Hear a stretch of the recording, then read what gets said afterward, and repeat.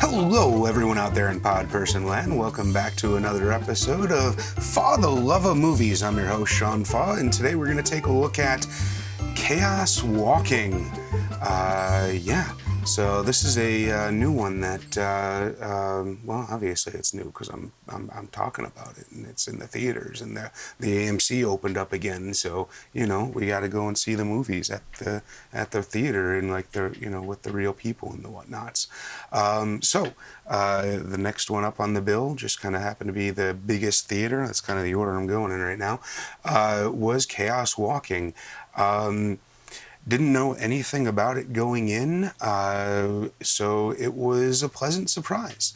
It's a sci-fi cowboy movie, which, like, if you told me that beforehand, I probably wouldn't have actually bothered, or I probably would have skipped it. But no, it's actually pretty. It's pretty decent. It's enjoyable and watchable and kind of fun. It's like a movie that takes itself and its world seriously, but there's also a lot of comedy in it, or at least like funny moments or comedic moments. I don't want to call it a comedy. It's definitely a serious sort of action-y, cowboy sci-fi, hunt them down, tracking through the forest sort of thing. But it's, in a new world that we kind of haven't really experienced. Just to kind of let you in on the gimmick here, essentially the way the world works is you can see and hear people's thoughts. So it's kind of like a visual manifestation of like the turmoil going on in their mind and whatnot. It doesn't like get too philosophical about it. It just kind of drops you in this world and like, you kind of got to deal with shit.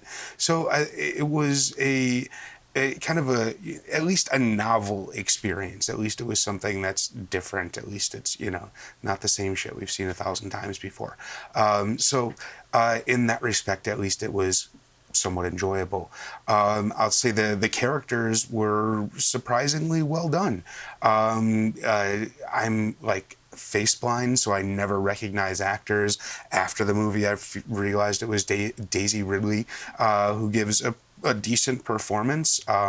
There's not a whole lot to her character. She's kind of like, a fish out of water kind of dropped in. So there's, very little range that she has to go through there, but she does manage to accomplish some things. And, she's certainly a likable character, and there's a bit of an arc there. Tom Holland, again, didn't recognize him, but, I saw his name in the credits, so that made sense. He does a really good job of being like, I don't know, a confused older adolescent incel, I guess. I don't know. It's kind of a weird world that you're dropped into, and through his eyes, you experience most of it. It's amusing. It's something that's worth checking out. I will say the visuals. It's kind of this weird new style of visuals where everything is really way too close, and the depth of field is very shallow. So like everything is out of focus except for like that one little thing they want you to see, which I understand is like a cinematic sort of exercise, but it gets a little annoying on a giant screen after a while. I'm glad I didn't see it in 3D, but I probably would have been dizzy. I hate when they pull focus in 3D. That's always really annoying. But anyways, yeah, decent movie, kind of a surprise.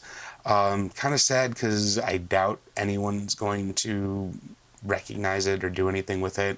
I feel like this one's just going to get kind of like washed away in the wave of movies that are about to hit theaters that have been on the shelf for the last year. So, in this little lull we have of throwing out the crap, it's definitely something worth checking out. Speaking of checking out things, thanks for checking out this video. This has been For the Love of Movies. I'm Sean Faw. You can check out the other shows on the Fawcast Network and Fawcast.com. And we got Faw Can Paint. I got, doing the painting, whatever. Like, subscribe, share, do all that shit. And I don't know, comment. Tell me what movie you want me to subject myself to next. Later. Bye.